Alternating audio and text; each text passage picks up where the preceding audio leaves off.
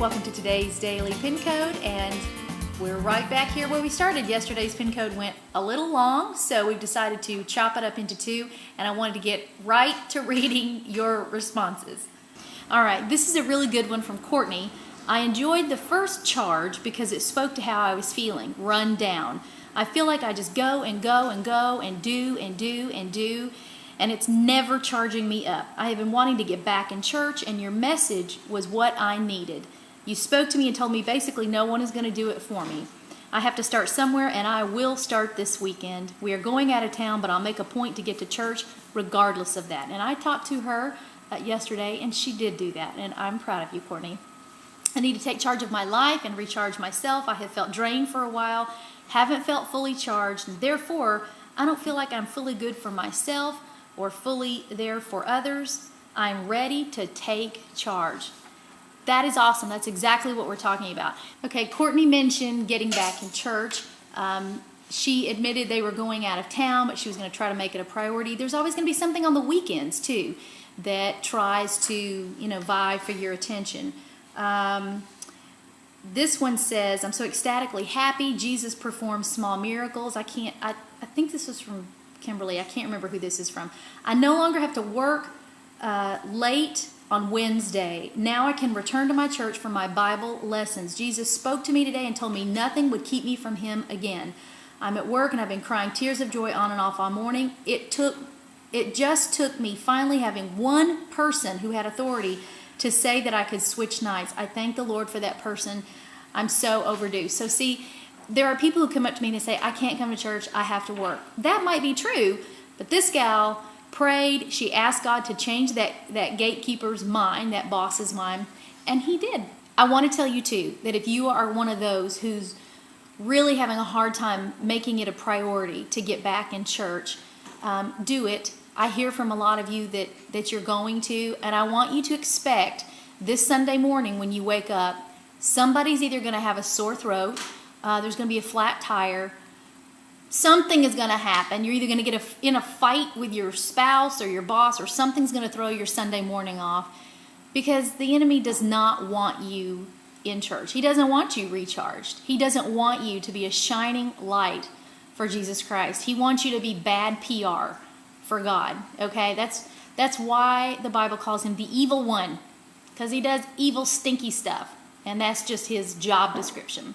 So you have to press past that. And you have to say, no, I'm going to go get recharged, because if I don't do it today, the rest of my week is going to show it.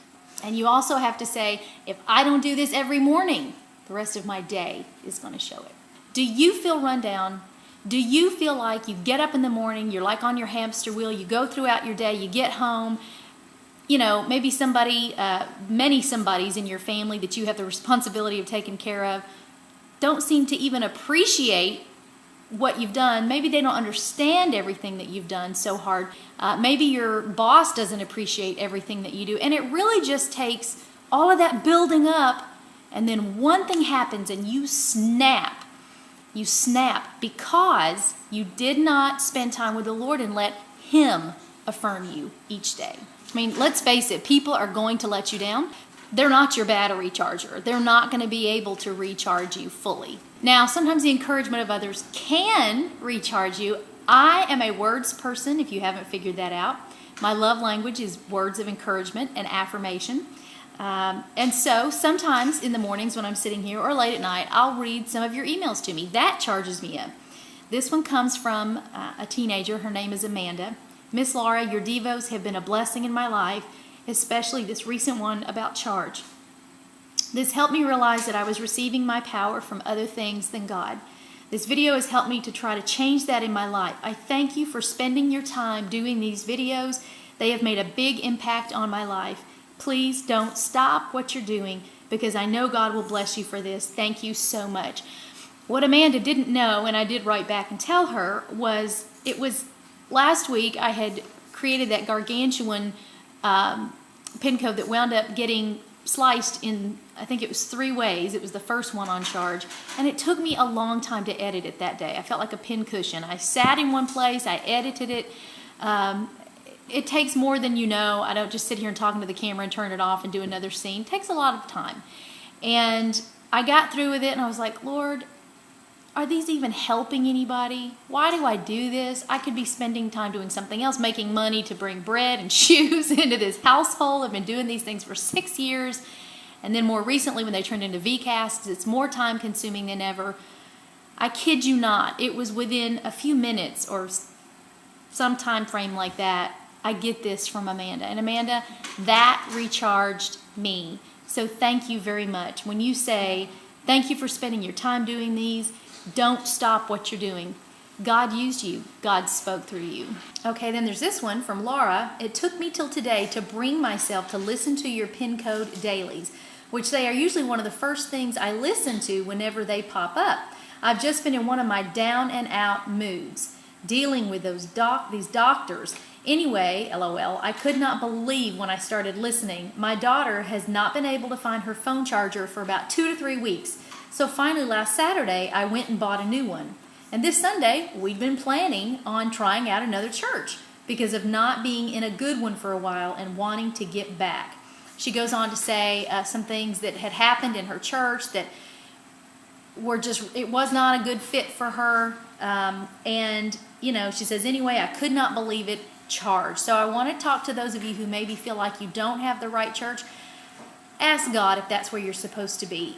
If He says yes, you need to stay. Whether it's hard or not, He might be trying to grow you there, even through the weaknesses of others, people who offend you. However, if it's a place where you feel like the Spirit of God is not moving and you don't feel recharged when you leave there, or you are not able to be a conduit for somebody else and recharge others yourself, ask God where that church is and do not stop until you find it.